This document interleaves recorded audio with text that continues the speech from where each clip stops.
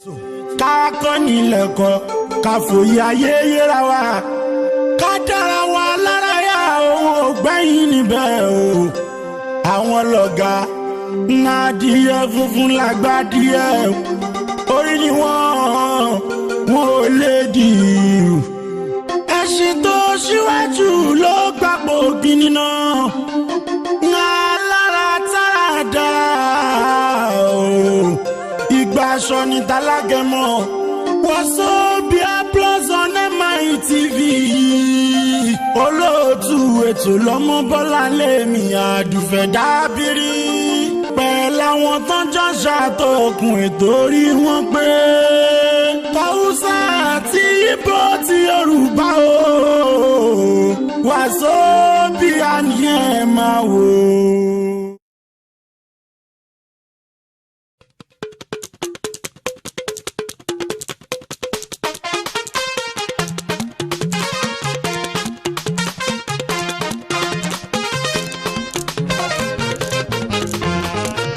Àlàbí ọjọ́ yẹn máa rí o Pasuma ṣùgbọ́n láti wọ́n ti rò pé pẹ̀lú ni kò lè bá wọn gé ní ọmọ òun padà ẹni tí wọ́n gbọ́wọ́ sọ̀rọ̀ pé ọmọ wa nù.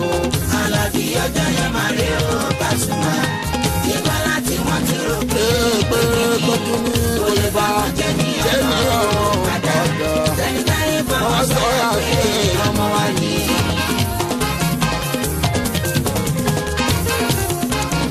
Gbogbo ọgbà ọpẹ́ ní tèmi Pasuma gbogbo ọ̀nà lọ́lọ́run tèmi fi kẹ́mi ètò ayé mi níbẹ̀ o kọ́kọ́ gbòòrò àti lè dìde wá ní ìṣòro o lè jù èmi kan mọ̀ pé wọ́n padà ní ọmọ tó ń sọ mo tẹ̀ tí gọ́gọ́rà òpin kò ti jù mo tẹ̀ tí gọ́gọ́rà òpin kò ti bọ́ mo ti rò pé wọ́n jẹ́ àfúnni kó tó di kọ́ba mi kò forúkọ rò mí ò wá sí wò lọ́lábàdé lórúkọ mi ìbá fún káyọ̀ o. Àlàbí ọjọ́ yẹn máa rí o Àlàbí ọjọ́ yẹn máa rí bàbá sí i. Báwọn jẹ́ nìyẹn bàbá wọ́n sọ̀rọ̀ pé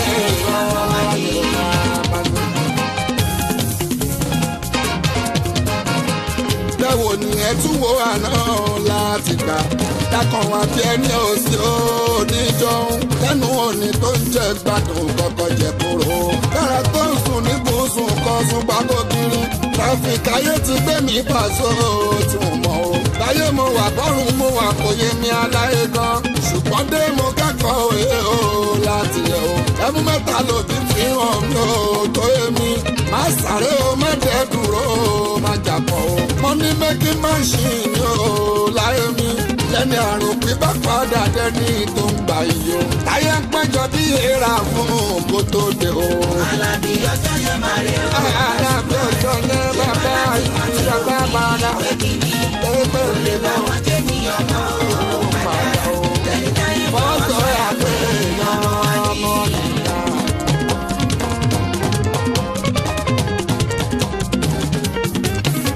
òkìkí táyé ló pọ̀ ó kí ló mú pọ̀ ó ẹ̀mẹ́ta tí wọ́n fi wọ̀n ní lóbìrè mi ò dúró sójú kan bá so láti ilẹ̀ o mi ò sáré mi láṣáájú mọ́ tún ṣọ́ra mi ò dẹ̀ dáàtú kọ́ bá ilẹ̀ àgbọ̀nà o ọ̀nà ẹ̀rà yọ sí mi pàṣọ lọ́jọ́ kan ọmọ ìyá mi má dẹ̀ dúró má jà kan má sáré láṣáájú tó bá fẹ́ dá ìwọ̀n tún pẹ̀lú wọn sì ni ó máa bẹ̀rù o lásán pọ̀ fẹ́ bẹ̀rù kó tún ẹja ṣá pàtàkì jùlọ má lérò mi kó ti jù àsìkò tó wọn lọ́rùn ìkẹ́ lánàá kó dé o. Àlàbí ọjọ́ yẹn máa rí o Àlàbí ọ̀fẹ́ mi lamẹ́ríkà bàbá ní àmì rọ̀tọ́. pé kí ni báwọn jẹ́ ní ọmọ òun padà Yàwó tí wọ́n kọ́ sọ̀rọ̀ àpẹẹrẹ ọmọ. Haúsá àti Ìgbò ti Yorùbá o Wazobia ni ẹ máa wò.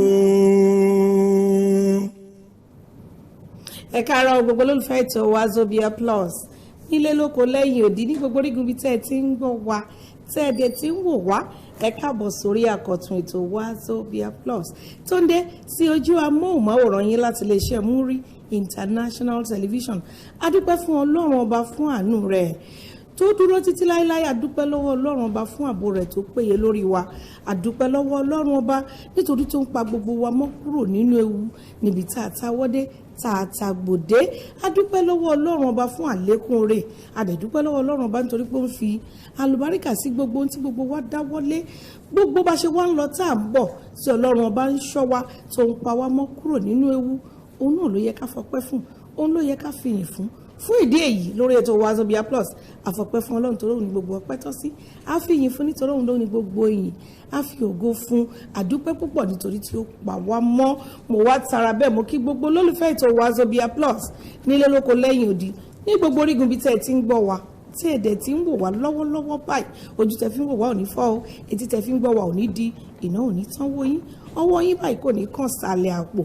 Àwa la máa wá pẹ̀lú ayọ̀, ẹ̀yin náà la máa bá nínú àlékún ìdùnnú. Ẹ ṣeun, àdúpẹ́ púpọ̀. Èmi náà ni ọmọ yín, ọ̀rẹ́ yín, àbúrò yín, olólùfẹ́ yín, ọmọ Bọ́láńlé Dábírí, atọ́kùn ètò Wazobia Plus ni mo kí wa pé a kú ojúmọ́ o. Ẹ̀dẹ̀ ò dábí, òní á sàn wá sówó, á sàn wá sọmọ, á sàn wá sáìkú, baálẹ̀ ọ̀rọ̀. Ẹ tí mo pẹ́ lè rí wa wò lórí DSTV channel 255, ẹ lè rí wa wò lórí UHF 43, tẹ́ bá lọ sórí Facebook MITVNG in caps, capital letters. Agbẹ́yìn lọ péjì wa tá a bá ṣe wà lórí afẹ́fẹ́ yìí ó ti wà live. Tẹ́ bá ti láìkí péjì yẹn báyìí, gbogbo ìgbà tá a bá ti wà ní orí afẹ́fẹ́ àti àwọn ètò ọlọ́kan òjọ̀kan tó ń dé sójú amóhùnmáwòrán yín láti lè ṣe múrí, ẹ máa gba notification that MITVNG is live. Ẹ máa fi ìfẹ́ bá wa rin ìrìn àjò ọlọ́gbọ́n àti tó kún fún òye. Ṣé wá rí ètò yìí gangan tẹ́ bá lọ sórí YouTube, ẹ̀yin ẹ search fún Wazobia Plus on MITV. Agbẹ́yìn lọ sí portal wa lórí channel yẹn, gbogbo ètò tọ́lọ́run yọ̀ǹda fún wa pátápátá tá a ní àǹfààní láti ṣe nínú ilé agodo yìí ni ó ń gorí channel yẹn lójoojúmọ́. Ẹ ṣé wọn adúpẹ́, ẹ kú gbogbo ìgbà wa. Mo ti sọ lánàá wípé àsìkò ti tó láti máa ṣe ìdápadà orí nítorí pé ẹ nífẹ̀ẹ́ wa, ẹ ń tẹ̀lé wa ní gbogbo ìgbà, náà nọ́mbà sáfẹ́fẹ́ ẹ ń pè wá ní gbogbo ìgbà. Àwa náà ẹ̀mí ìmoore bó ti wò ó kéré mọ́ oore òní oore máa ń wọ́tọ̀. Láti ijọ́ Àlàmísì yẹn Thursday a máa bẹ̀rẹ̀ sí ní fún àwọn olólùfẹ́ ètò wa ní recharge card láti replenish wọn wípé wọn kò àti láti fẹ̀mí ìmoore hàn. Mi ò dá wà nílé agodo, mo sọ fún yín lánàá wípé Òkùnkùnchukwu ìsìbọ̀ ó ti yáwó lọ, ó nà ọ̀sẹ̀ ló lọ wá àwọn ó ń po gbogbo ẹ̀pọ̀ tó fẹ́ gbé wá lórí òun Mẹ́ndígbò lọ́wọ́. Lẹ́yìn ìgan kíní báyìí ló kù, traffic lockdown ti mú. A máa dúpẹ́ fọlọ́, Ọlọ́run bá wa ṣọdé náà nù. Òtútù ọmọ kéèkì ìdè me sef don learn am, you no go fit cheat me. Kéèkì ìdè àlàáfíà ni mo wà. Mo ṣáì. You're shining today. As e be say you don do omenaala, you don drop my voice for me. My voice don clear now. It go right now. And this one wey you package na wow. Now because I talk last week say we dey for market. My people, na so I package. This packaging na wow. Me and you come dey use purple glass sef. Hey, abeg some of them greeting for house. Ona Bolachi Kekonode, ono di ofuma arudiono. Anyị ekele Chineke, anyị ekele ya maka nyaahụ, ekele ya maka taa, anyị ga na-ekele ya ụbọchị niile, anyị ga na-ekele ya oge niile. Anyị asị Chukwu Olisa daalụ maka imela n'ụbọchị taa. Ụmụnne m, anyị abịala ọzọ taa n'elu Wazobia Plus. Ọkwa MITV ka anyị nọ na Lausa. Ọ bụ na ịchọrọ ịfụ anyị nọ na DSTV channel 255, anyị nọkwa UHF 43. Ugbu a anyị nọ Facebook live. Anyị mechakwa nke anyị ga-etinye ya na elu YouTube anyị, ma nke ndị ọzọ anyị mecha nke ahụ nke gara aga ha ncha nọkwa YouTube anyị. Ọ bụ na onwe ihe ịchọrọ gafụ, onwe ihe icheta ịchọ ka ime reference to onye ahụ ga ha ncha ha niile nọ na YouTube anyị. Anyị makwa na afọ obere ka afọ agụ, ọkwa Chineke du anyị ruo oge ọhụrụ ike anyị. Ma bifo ọgwụkwa anyị ga-ewetakwa ihe iche na nke mụwa ga-akpọ ka nsị ya na reward isi ụmụnne m ụmụnna m daalụ n'o ọkwa ụnọ ma anyị ji nọ ebe a. Ọ bụ na ụnọ anaghị ele anyị agaghị anọ ebe a. So anyị ga-esikwa ụnọ daalụ na omume ndị Igbo na-abịa. M ga-ewetara ụnụ recharge card, wetara ụnụ ihe iche iche bịa yie ụnụ. Biko kwanụ lekwa na nyo ka omena ọgịnwa ga-ewe ya ịkpata ihe anyị ga-akpakwa taa. Nkata anyị ga-akpa taa woo ezigbo nkata nke ga-enyere mụ na gị aka. Biko na ọ na-ala agala ebe ọbụla ka anyị gabakwa n'iru. Afa mbụ Okwukwe Chukwu Isibo.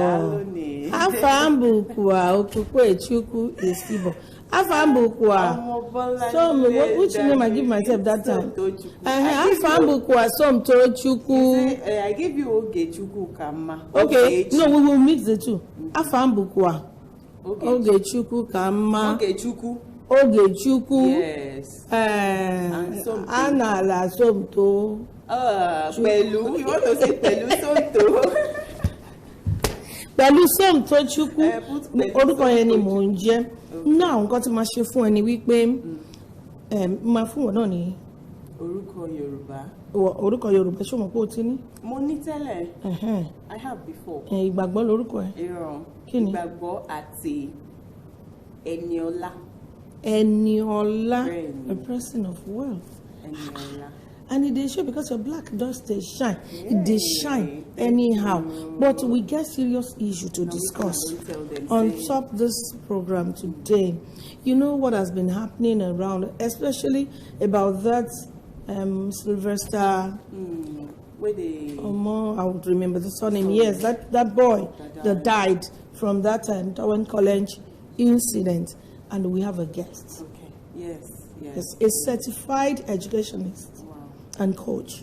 He's going to join us on this program, please. Ẹ̀yin èèyàn wa ńlé ọ̀rọ̀ tá a gbé wá lónìí ó jẹ́ ọ̀rọ̀ tó ṣe pàtàkì. Ó jẹ́ nǹkan tó ń ṣẹlẹ̀ láwùjọ wa lọ́wọ́lọ́wọ́ pàtàkì ní àwọn ilé ẹ̀kọ́ wa. It has to do with education. Nǹkan tó jẹ mọ́ ètò ẹ̀kọ́ wa. Tí a mọ̀ sí bullying in schools. Ìyẹn ìpaniláyà láàárín àwọn ọmọléèwé àti láàárín àwọn olùkọ́ pàápàá ní àwọn iléèwé wa. Àwa ti wá ní àlejò nílé agodo tájọ́ máa ń yànnàná àkórí ọ̀rọ̀ yìí. Kí ló fà á? Níbo la ti bùkù? Níbo ló ti yẹ̀gẹ̀rẹ̀? Kí wá ní àwọn ìgbésẹ̀ tó yẹ ká gbé? Ẹ̀yin ẹ wo ọ̀rọ̀ tó ṣẹlẹ̀ lórí ọmọ tí wọ́n búlì ní secondary school tó ń lọ lọ́wọ́lọ́wọ́ tó ń lọ ní dẹ̀gbà bẹ̀kú. Kí ni àwọn tó ní àwọn iléèwé wọ̀nyí, most especially the high profile schools? Àbí mi ò rí ibi tí èèyàn ti ń san over 1 million per term lórí ọmọ tí irú iléèwé bẹ́ẹ̀ kò ní ní closed circuit camera CCTV ò sí ńbẹ̀ láti ẹ̀ ti lè recall incident kó tí wá ká gbà pé house master gan ò sí ńbẹ̀. Ẹ má tiẹ̀ tí ì jẹ́ kí n bẹ lórí jù, ẹ jẹ́ ká dé òkè lọ́hùn fún ìṣẹ́jú kan kábọ̀. Tá a bá padà dé Wazobia Plus ètò a máa tẹ̀síwájú, ẹ máa bá wa kálọ. Tàwùsà àti Ìgbò ti Yorùbá o, Wazobia ni ẹ máa wò.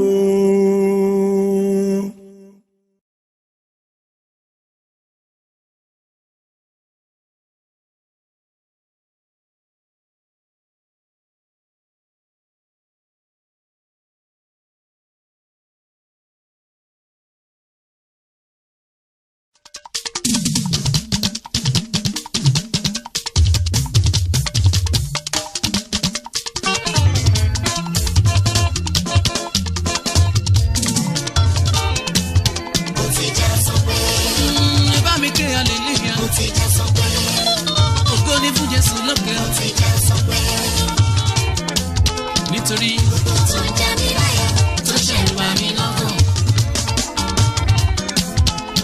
Ilẹ̀kùn oore táwọn kan ti hàn tí wọ́n rò pé kò lè ṣe mọ́. Bàbá ti ṣí i. Ó ti já sọ pé.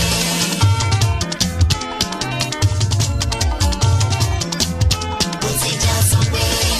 Ògo ni fún mẹ́ta lọ́kàn. Ó ti já sọ pé.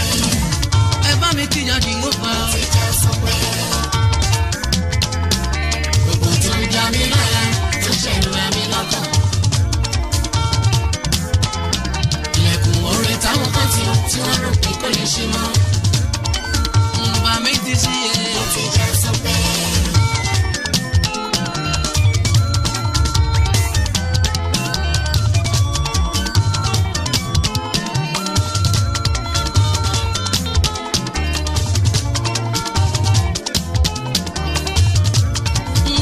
gbanigbani tí ayé sáyà mo dúpẹ́ o. Ọlọ́pẹ́lọpẹ́ iye bàmí tẹ́ ìwọ̀n gbọ̀pẹ́. Gbanigbani tí ayé sáyà mo sọ pé o. Ọba tó sọ òkú dálẹ̀ mo dúpẹ́ o. Ó jẹ́ kan táyọ̀ mi o mo dúpẹ́ o.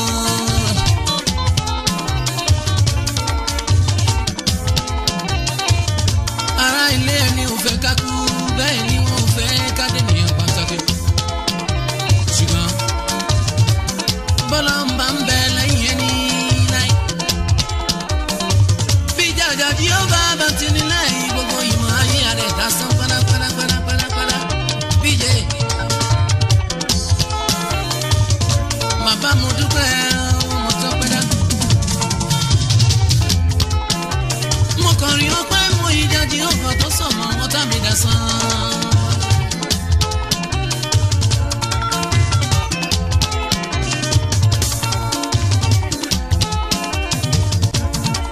Ẹ bá mi gbé hallelujah. Ó ti já sọ́pẹ́. Ògo ni fún Jésù lókè. Ó ti já sọ́pẹ́.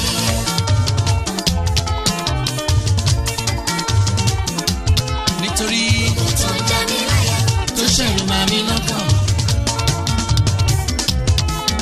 Ilẹ̀kùn orí táwọn kan tí wọ́n rò pé kò lè ṣe mọ́. Bàbá ti ṣí yẹ. Ó ti já sọ́pẹ́.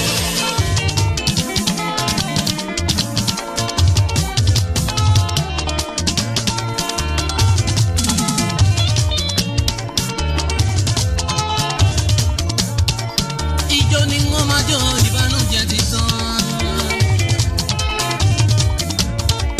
Ayọ̀ ló kù mí kú orin ọpẹ́ ló yẹ mí. Bàbá ti dá mi lọ́lá ọ̀rọ̀ mi dayọ̀ gbẹdẹmukẹ. Ayé mi dayé ríyọ̀ dayé ngòyìn ní Yorùbá. Yorùbá tí ti dalẹ̀. Àṣebẹ́kúfẹ́ dálẹ̀ kan ṣe lọ́la máa tó. Fẹ́ni tó mú gàrí sùn àṣọ̀bọ̀ wọn àjẹtọ̀ chicken. Èmi mọ̀ rẹ̀ ló jẹ́ mọ̀ pẹ́ wá. Ẹ wá bá mi gbé gba ọ̀pẹ́. Ó ti já sọ́pẹ́. Ògo ni fún Jàdí ló fà. Ó ti já sọ́pẹ́.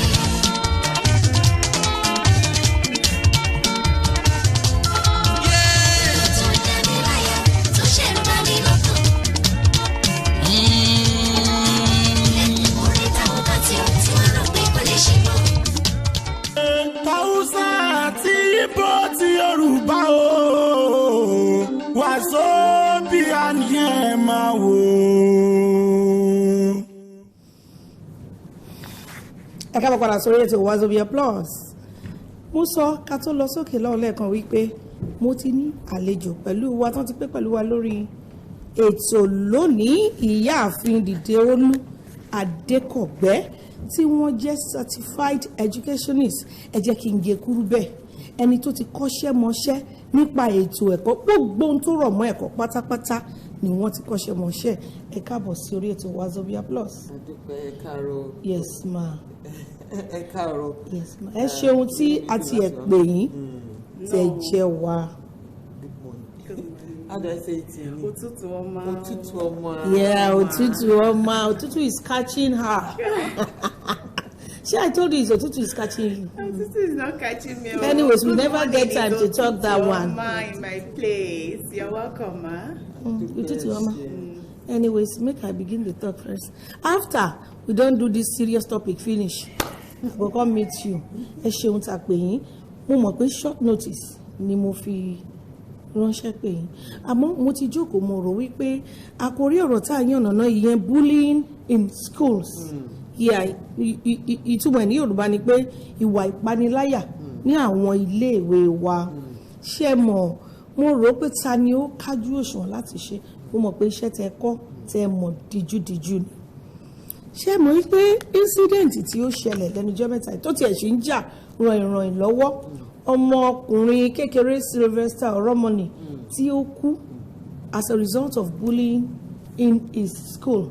Bó tó jẹ́ wípé a bẹ̀rẹ̀ sí rí oríṣiríṣi iléèwé wọn kọ́kọ́ dákẹ́, ìgbà tó yá wọ́n bẹ̀rẹ̀ sí í parọ́ ṣé mọ̀ pé ọ̀rọ̀ yìí lọ́dọ̀ tèmi díẹ̀ lọ́wọ́ onílé díẹ̀ náà lọ́wọ́ àlejò a lè pín sí apá kan ṣùgbọ́n ẹ jẹ́ n bẹ̀rẹ̀ báyìí wípé kí ló fà á tí ìwà ìpaniláyà tó fi wà ní àwọn iléèwé wa? How did bullying come to to be in our schools, most especially the boarding houses? Thank you so much, my uncle. Ọ̀rọ̀ yẹn ó kì í nítorí wípé ìwà yìí ìpaniláyà yìí ìwà ìkóniláyà jẹ́ oríṣiríṣi yìí àti ilé ni o. Àti ilé. Bẹ́ẹ̀ ni àti ilé ni nítorí àwọn ọmọ wa nílé láti bẹ̀rẹ̀ ilé ni ilé ìwé àkọ́kọ́ àwọn ọmọ. Home is the first school. Okay. And that is where children get to learn so many things about the things that are happening around and in the world. They get to see their parents behave in a way, and they look at, to them, they're like, even a 1 year old, 2 years old, see the way mommy talks to the maid, see the way that batches, the driver. And then for some of our parents who are highly placed, you find them having other partners or other people who do business with them and who don't bring returns as required. The way they kick and do a lot of things, these children get to look, and this is what they see every day. And to them it looks like, oh, this is just the way life is. It's a norm. That's the norm. My husband told me that severally when he was growing up, he constantly had headache. And to him, he thought that was the way life was for everybody. He thought that headache is normal part of life. Until much later, he came to know that, so it's not everybody who usually have this. That was when he knew that it was something was wrong somewhere. So, so the same thing happens to what we get to see every day. What parents do, what the children see on the TV. How well do we expose them to the screen? Yeah. How many hours do they get to spend, watching, and what do they watch? There was a short clip of a young boy that the teacher was talking to, and the teacher asked him, "Kí ló fẹ́ jẹ́ tó bá dàgbà?" Ó ní apààyàn ló fẹ́ jẹ́. I want to be a murderer. Wow. I want to be a murderer. Why? Yeah, well, I watch a lot of cartoons. My daddy get me this. I watch this, and I see the way, I see the way they get to hold gun and shoot and do this and this. I'm like, wow, it's really fun. You just ping, and people are like, flat. Wow. He said, I want to be a murderer, and I'm going to kill everybody. You can imagine that. Except my parents and my siblings. And then the teacher asked, what about me? Well, because you're nice, I won't kill you. Hey. That child was like 6, 7 years. Now tell me, irú mindset wo ni irú ọmọ bẹ́ẹ̀ ló fẹ́ bá dàgbà tó bá máa pé bí ọmọ ọdún 10, 12, 11, 15, ọmọ 20 ọdún. And the serial killer ni. Pẹ̀lú náà mo ṣì ń padà sórí ìbéèrè yẹn pé ẹ sọ pé láti ilé ohun tí ọmọ bá mú bọ̀ láti ilé. Okay, that means what you point to your child from your home is what you push out there into the society. Ihun tí a bá kọ́ ilé ni a ti ń kó ẹ̀ṣọ́ ròde kágekuru. Nígbà tá a wá kó dé iléèwé yẹn, ẹjọ́ àwọn olórí iléèwé, ẹni tó dá iléèwé sílẹ̀, àwọn olùkọ́ tó wà ńbẹ̀, àwọn atọ́jú ọmọ olùtọ́jú non-administrative staff, ṣé wọn kì í ṣe òbí ọmọ ni? Ẹ ṣeun olótù òbí ọmọ ni wọ́n. Nígbà míì tí àwọn ọmọ yẹn bá wá, wọn kì í fi ìwà ẹ̀ hàn early. They don't show this trait. Okay. And then parents too. I think a lot of us as parents, we live in denial. Okay.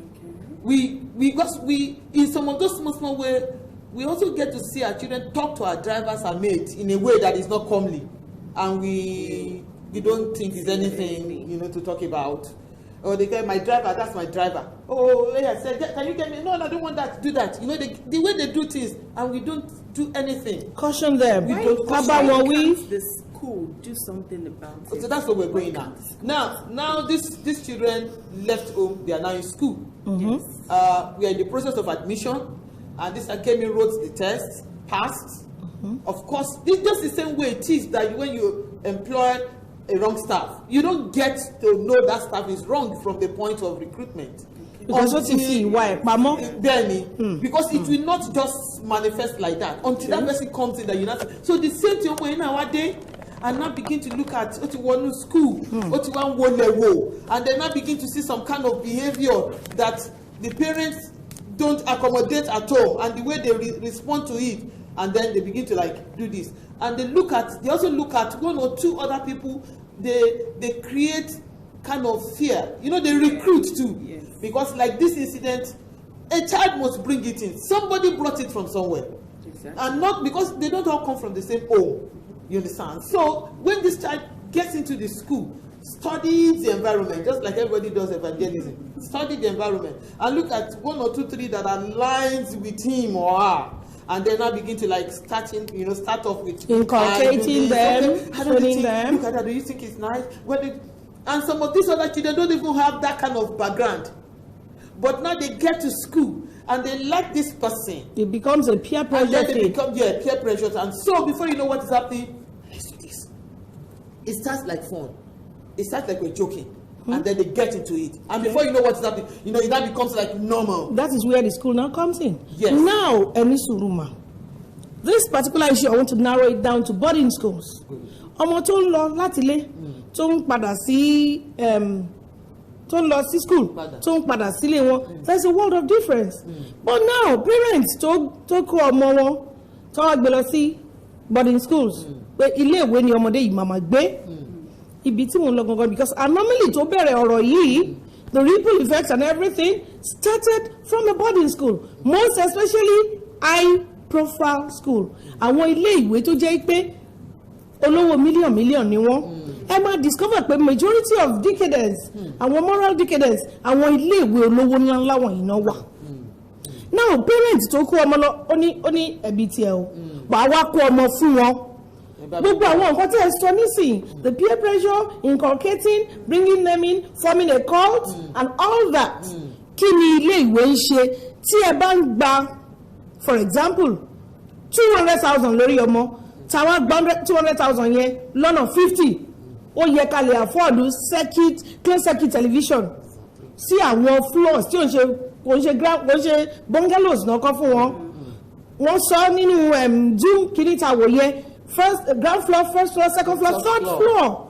And then one house master, this particular issue, kò kí n kúrò ní ground floor. Káwọn gbà yí pé tó bá tiẹ̀ máa dókè, àwọn ọmọ yẹn wọ́n ti disperse, wọ́n ti sọ pé kò sí nǹkan kan. Ṣebí ńgbà tí ọ̀rọ̀ yìí délẹ̀, wọ́n á lè lọ refer sí CCTV yẹn. Kí ni ilé ìwé ṣe máa gba owó gọbọi? Because you are a certified educationist and coach. Ẹ jọ̀ọ́, kí ni ìdí tí ilé ìwé ò fi live up to their responsibility? Adúpẹ́ lótú. Ilé-ìwé kò ní excuse. Okay. Ilé-ìwé ò ní excuse. One excuse. If you are collecting that much, then you should make all the necessary facilities available to secure these children. Because what the parents are paying for is beyond academics. They're paying for security. Yeah. They're praying for the safety and the protection of their children. And the moment we fail and we just make them come out, we have not succeeded in doing anything good. We just failed the system. We failed the children. Because we don't have any excuse not to put all of those things there. What stops us from putting CCTV? What stops us from employing house masters? More than one house master. This was happening. Why? After that, he said they were beating him, kick him, did also. Was he just quiet, or there was no sound or no noise? No, they would have intimidated him. The boy had, according to the story, the boy has people that are in the same room with him. They have their bunks. Exactly. Now, late in the night, these boys came into that room. They first switched off the light and then called you, get out. And stay out there and make no noise. If you make any noise, if you snitch, what is happening to this boy now would happen to you. That is intimidation of the highest order. And obviously, these kids that perpetrated this evil must have been the kind that house master it is obvious. Culpable. Teachers, from the principal, everybody. Why were they keeping quiet? Why were they throwing it under the rug? nǹkan tó gba ẹ̀mí odidi ọmọ tó bá jọmọ tí wọ́n ní ṣé wọ́n máa dákẹ́ ni kí ni ìjọba gan máa ṣe lórí ẹ̀. Ma, I'm going to ask you, this from the story, I deduced that something of such happened before to Sylvester, like those same boys. No, not Sylvester, another boy. The boy. Another boy. Another boy. But the boy survived it. No, not the another boy. I mean Sylvester, the late one. Okay, the boy, the when, Sylvester Romani, okay. The same set of people met him and told him to describe her sister's heart, something. Yes, they should describe. And I learned the school authority were aware of it. They go and now they were aware. What did they do to those boys? What did they do? What action did they take?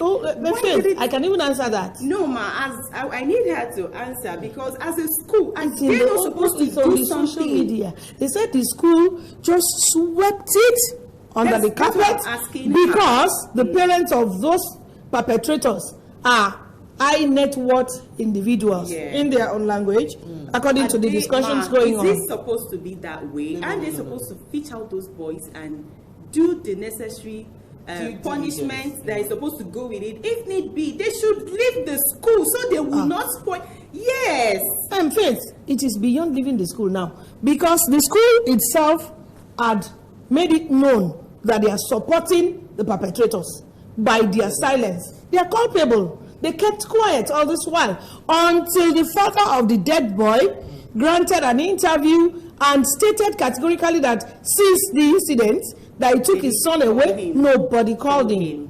And you can even read the letters written by the school. Àwọn ìwé tí wọ́n kọ jáde very cold, very unfeeling letters. And they just always believe soon everything will die down and they will keep quiet. You can see this picture. This boy, even like they're showing it now, as a parent to be more fúnra mi. It's pure wickedness on a fellow human being. Ìbéèrè tí mo ní nísìnyí ni pé boarding schools olówó ńlá wọ̀nyí ṣé kò sí nǹkan tí ó yẹ kí ìjọba put in place yìí pé kápẹ́ ní quality assurance inspection tí ó dẹ̀ máa ní regulating body tó dẹ̀ máa instill the necessary discipline ní àwọn ilé ìwé wọ̀nyí regardless of gbogbo owó tí wọ́n bá ń rí kó níbẹ̀. Olóòtú ẹ ṣe nǹkan tẹ̀ ń sọ yìí ó tọ́ ni because kò sí ilé ìwé tó wà ní gbogbo Nàìjíríà yìí àti Lagos State in particular tí ò sí London ministry. That is it. There is kò sí federal oko gbogbo state oko gbogbo àti public àti private, all of them are under the government order. Good. Because government is a regulating body. And as a regulating body àwọn ni wọ́n mọ̀ tí wọ́n ní ètò. They call it they have policy, they have guidelines to what a hostel should be, to what a classroom should be, to what the school environment should be. How many classrooms you should have if you are going for a public school. But ìkọ́ tó ń dùn mí nínú ẹ̀ ni wípé báwo ni wọ́n ṣe mú àkọsílẹ̀ yẹn lò gangan. Báwo náà ṣe mú iṣẹ́. Obviously pẹ̀lú tó ṣẹlẹ̀ yìí wọ́n ti ń àwọn tó bá wà ní ẹ̀ka quality assurance of course kàgbà pé wọ́n culpable because nísìnyí ọ̀rọ̀ yìí ti di public outrage. Gbogbo ẹni tó jẹ́ òbí tó bímọ láyé tó mọ̀ pé òun lọ́mọ òun dẹ̀ ń jáde kúrò lábẹ́ àkàtà òun ni ọ̀rọ̀ yẹn ló jẹ lógún because tí ò bá ń ṣe ọmọ tó kù yìí ọmọ ọkọ náà ló tún máa jẹ.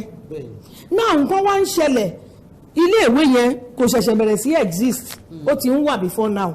Wọ́n dẹ̀ àti wọ́n ń gbóríṣiríṣi láti gbàtọ́rọ̀ ìti ṣẹlẹ̀ pé ó ṣẹlẹ̀ sí wọn ọmọ kan bẹ́ẹ̀ ó ṣẹlẹ̀ sí ọmọ kan bẹ́ẹ̀ principal ní kán dákẹ́ lórí ẹ̀ nǹkan tíṣà kan ní wọ́n ní kóun kúnlẹ̀ kóun máa bẹ ọmọ skúùlù tí wọ́n ní wọ́n ká tó tán kọwọ́ bọra wọn ní ojú ara ọlọ́run dẹ̀ bínú kúrò ń bẹ̀ gbogbo àwọn wọ̀nyí kò sẹ́ni tó sọ̀rọ̀ lórí ẹ̀ ìjọba ò ṣe mọ̀ ẹ̀ka ètò ẹ̀kọ́ tó jẹ́ the particular quality assurance ṣé wọn kì í lọ lé ìwé yẹn ni ṣé ìgbà tí ó ṣèjọba lónìí léèwé wọ́n wà lábẹ́ òfin ni ṣùgbọ́n àti rí báyìí wípé òfin ò tiẹ̀ sí bẹ́ẹ̀ breakdown of law and order èyí tí mo tún wá fẹ́ lọ ó ní pé òkè ọ̀rọ̀ yẹn ti wá ṣẹlẹ̀ ilé ìwé ò sọ̀rọ̀ àwọn ọmọ tó tún wá tó pàpà kàrí pé àwọn náà perform dastard act yẹn wọ́n tún ti wá ní wọ́n ti sálọ ẹjọ́ táwọn ọmọ yẹn bá sálọ ṣé wọn lóbì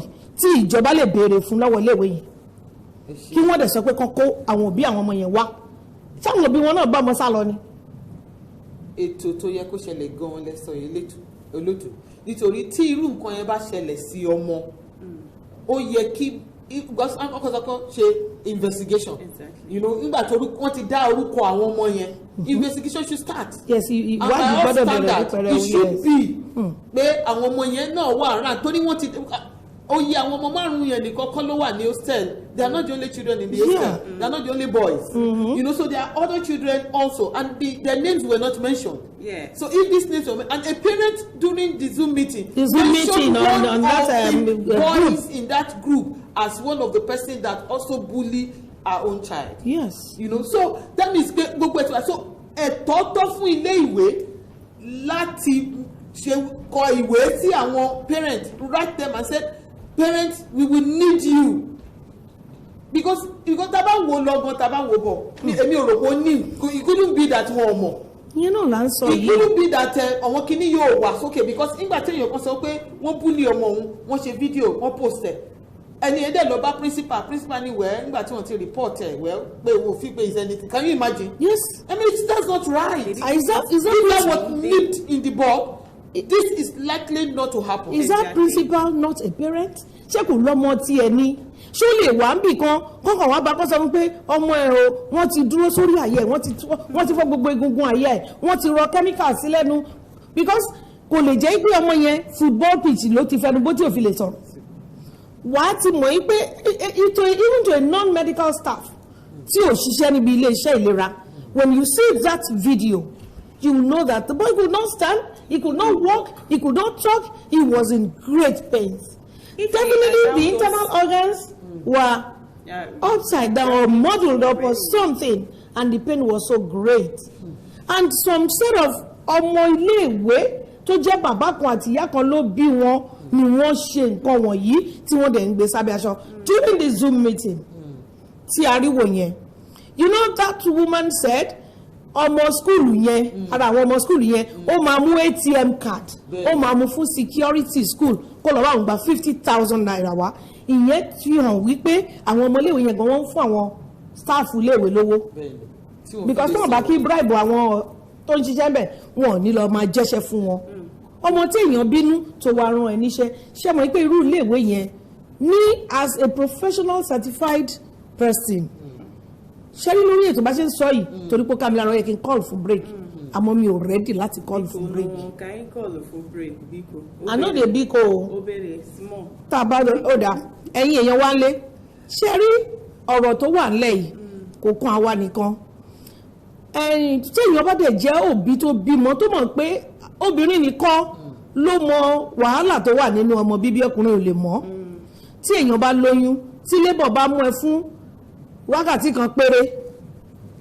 kan péré á dàbí 1,000 years ni the pain from head to toe is untold kò ṣeé fẹnu sọ ká tó wá sọ ọmọ tá a tọ́ like bí mo ṣe sọ níbẹ̀rẹ̀ ó dáa wọ́n ní pé ẹ jẹ́ ká lọ sókè lọ́hùn fún ìṣẹ́jú kan tá a bá padà dé a máa na nọ́mbà sáfẹ́fẹ́ o màá wá ju ìbéèrè sí ẹ̀yin òbí tẹ́ wà lé kẹ́ wá pè wá wọlé kẹ́ dáhùn lórí ètò ẹ jẹ́ ká dókè lọ fún ìṣẹ́jú kan kábọ̀. Tàwùsà àti Ìgbò ti Yorùbá o Wazobia ni ẹ máa wò. Ẹ̀rù ń bọ ọmọ ìlú yìí o ẹ bá ń wí fún wọn kó bọ̀ wá dẹ̀rùn omi ló ń kọ ọmọ ẹ̀rù ń yọba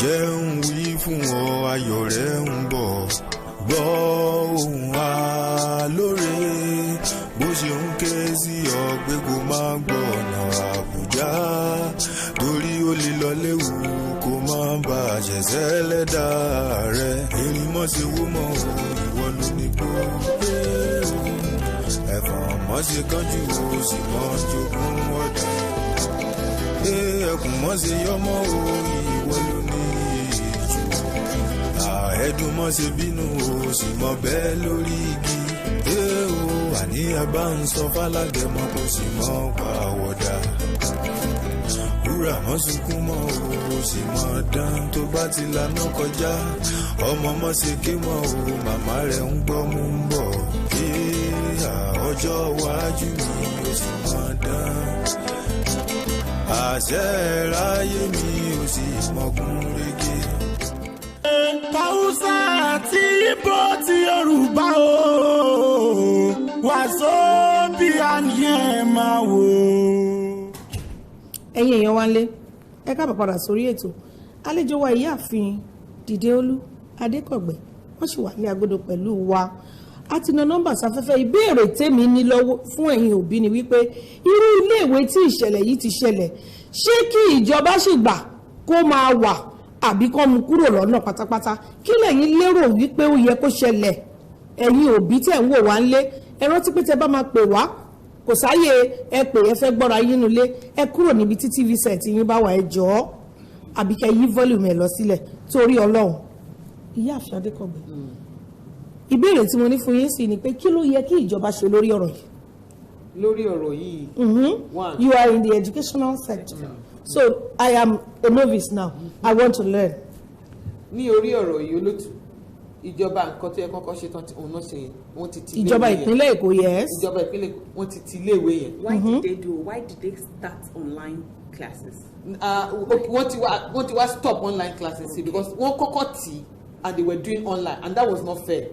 And so I think a lot of eyebrows were raised as regarding that. So they also stopped the online class. So the school is both online and physically shut down. Now investigation is going on. Okay. And of course, with all of this, I don't see anywhere that I don't see any easy way out of it. That school needs to pay for it in terms of jelly. As a matter of fact. Jelly. Hello? Because you cannot, because if that goes on, it shows that any other school can do it and get away with Hello? that. Good morning. Hello. Ẹ káàárọ̀ mà. Lójú tèmi o, ó yẹ kán ti iléèwé yẹn pa ni. Kán ti pa kán wá tún ṣí létà àbí kán mú kúrò lẹ̀ pátápátá. Bẹ́ẹ̀ ni kán ti pa pátápátá kẹ́ni tó níbẹ̀ kó fi máa pàtàn láéláé. Bẹ́ẹ̀ ni. Wọ́n fún àwọn iléèwé mi lọ́gbọ́n. Ẹ ṣeun. Tó oríṣiríṣi bẹ́ẹ̀ mọ́ra. Kí lorúkọ yín níbo lẹ ti ń pè wá? Ókè láti àrípo mu ti ń pè o. Àrèpo kí lorúkọ yín mà? Ìṣèjára mọ́lá ló ń pè. Ẹ ṣeun adúpẹ́ mo ń gbọ́ yín àwọn ìgbésẹ̀ wo intervention wo ló yẹ kí ẹ̀ka ètò ẹ̀kọ́ ní ìpínlẹ̀ wa yìí kó ṣe bí ìwádìí ṣe ń lọ yìí. Bí ìwádìí ṣe ń lọ yìí. And considering the fact pé ó ti di public outrage kò sí tó bò.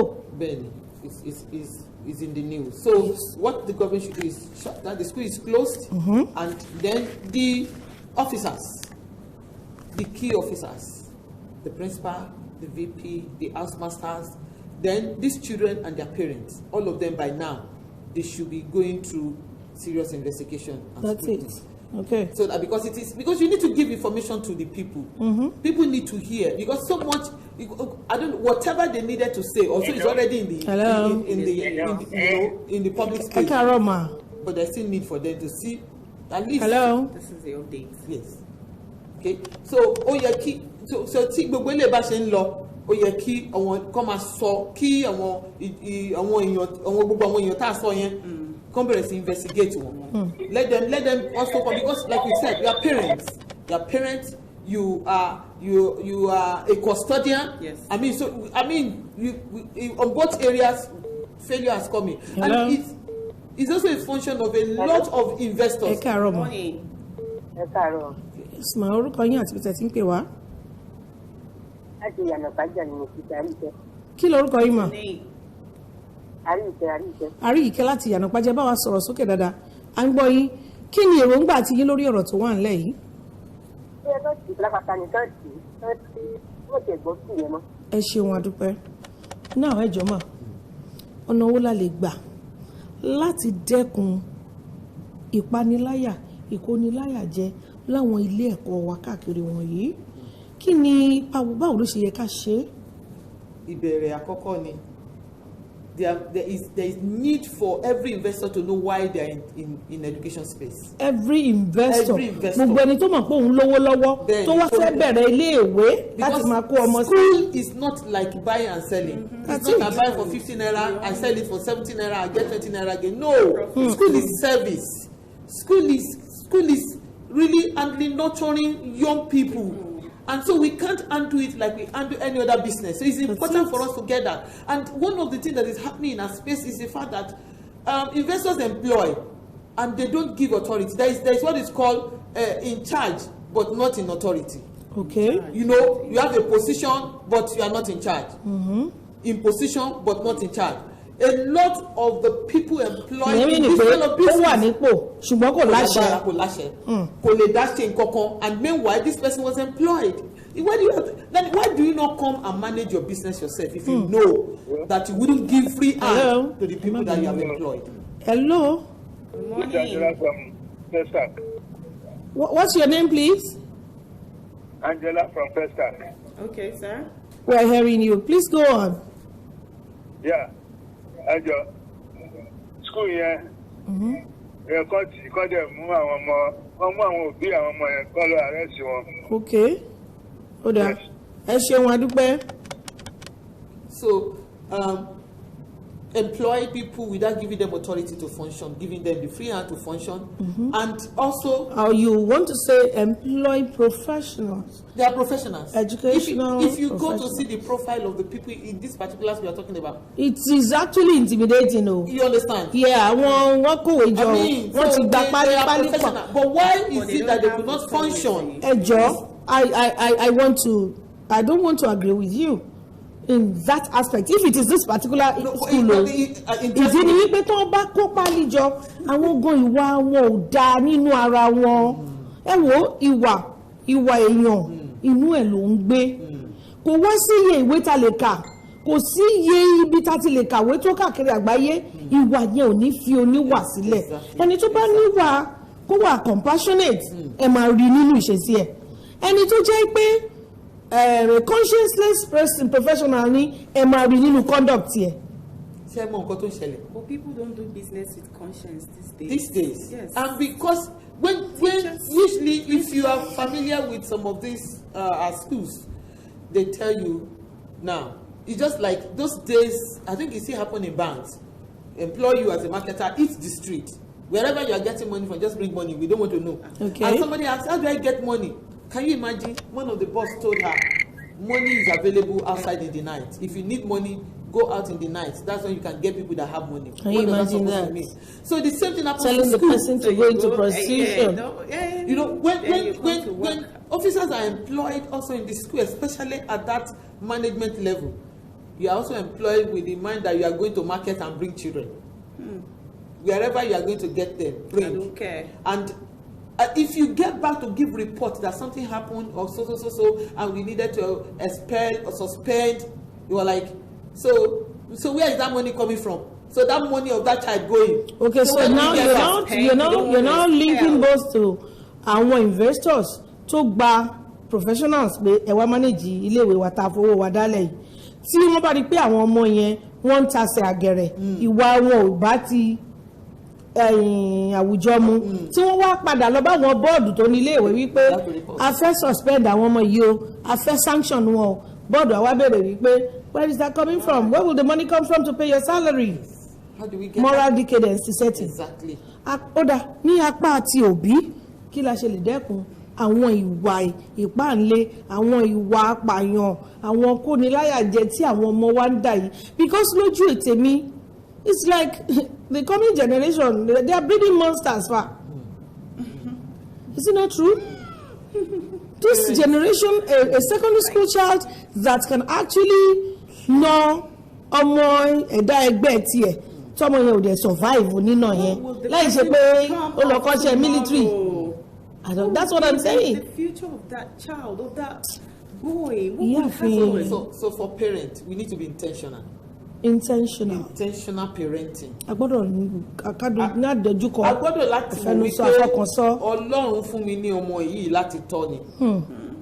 And mo dẹ̀ ní láti tọ́ bí Ọlọ́run ṣe fẹ́ kí n tọ́ nítorí wípé a máa gbà tá a bá bí ọmọ tán a ní sùúrù láti tọ́ wọn ṣe mọ̀ wípé a ní àwọn ọmọ mi gan tó wà ní hostel ní primary school from the primary from primary tó wà ní hostel I mean what would wonder ọmọ primary school tó wà ní boarding house ní ìlú tá a wà yìí náà ní ìlú tá a wà yìí ní ayé tá a wà yìí bẹ́ẹ̀ ni ọmọ alákọ̀ọ́bẹ̀rẹ̀ lẹ́kọ̀ọ́ ọmọ alákọ̀ọ́bẹ̀rẹ̀ tó fi sí boarding house so why would you create time for this child between the father and the mother there must be a discussion one of you must do something light and hang around both of us cannot be jumping around and we need to demonstrate what we expect the children to do exemplary life we must talk to people around us with calmness we must respect people we must undo things with ease we must show empathy. mo fẹ́ sọ ní Yorùbá kó lè hit home dáadáa mo dúpẹ́ púpọ̀ lọ́wọ́ yín though it was very short notice but you honoured me Ọlọ́run á bá mi pọ́n yín lé o Ọlọ́run á túbọ̀ máa lé yín kún ní ìmọ̀ nítorí pé àkókò kò bá wa fi taratara ṣe ọ̀rẹ́ mọ́ ó yá madam 1 minute. 1 minute. ihe ịkpa wu mmegbu nọ na ụlọ akwụkwọ nke mmụ obere mmegbu n'ebe ahụ anyị fụkwa ihe eme na ote ha aka ọ nọ na news n'ebe niile nwata obere nwa nwụọ maka mmegbu ndị nọ na ndị tọ ya ihe ya yie ya ihe ọnwụ obere nke ihe ndị skuulu ga-eme ka ihe a na-eme ọwa ajụjụ ahụ ka anyị na-ajụ ka ihe a ga-eme to wepụ ihe ahụ na skuulu ka otu ọ na-aga ndị dị involve ime ya ka ihe ndị kacha ama ị ga-eme ha ka ihe ọ ya ka anyị bute ọ bụ ugbu a ka mụ a ga-esi unu na echi niile anyị ga-echeta azụ echi niile anyị ga-echeta azụ this season Mama Wazobia permit me I want to wish Samuel Babatunde Oluwatoye I'm wishing you a happy birthday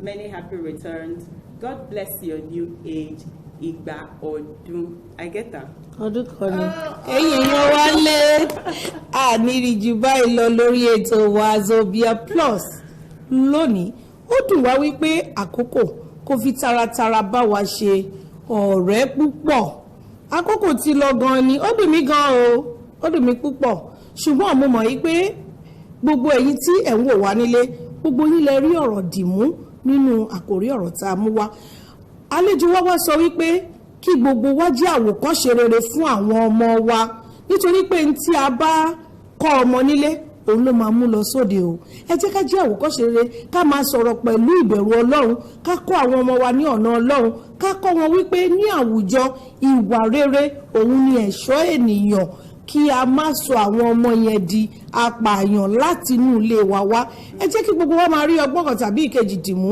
ní orí ètò ní gbogbo ìgbà tí a mú wá fún yín títí di àárọ̀ la tí àkọ́tún ètò Wazobia Plus a máa dé sí ojú amóhùnmáwòrán yín láti iléeṣẹ́ Muri International Television èmi ọmọ yín ọ̀rẹ́ yín àbúrò yín olólùfẹ́ yín Ọmọbọ́láńlé Dábírí atọ́kùn ètò Wazobia Plus mú kí wá pé eré ayọ̀ pẹ̀lú ìdùnnú la ó pàdé lọ́la ẹ ṣeun púpọ̀. ká kọ́ nílẹ̀kọ́ ká fòye ayé yẹra wa ká dára wa lára yá òun ò gbẹ́yìn níbẹ̀ o àwọn lọ́gà adìyẹ funfun làgbàdìyẹ orí ni wọ́n ò lè dì í ẹṣin tó ṣíwájú ló gbapò gíní náà alára tààdà ìgbà aṣọ ní tálágẹmọ Wazobia Plus on MITV olóòtú ètò lọ́mọ Bọ́láńlé mi Àdùfẹ́ Dábírí pẹ̀lú àwọn tó ń jọ ṣàtọkùn ètò orí wọn pé Haúsá àti Ìgbò ti Yorùbá o Wazobia ni ẹ máa wò.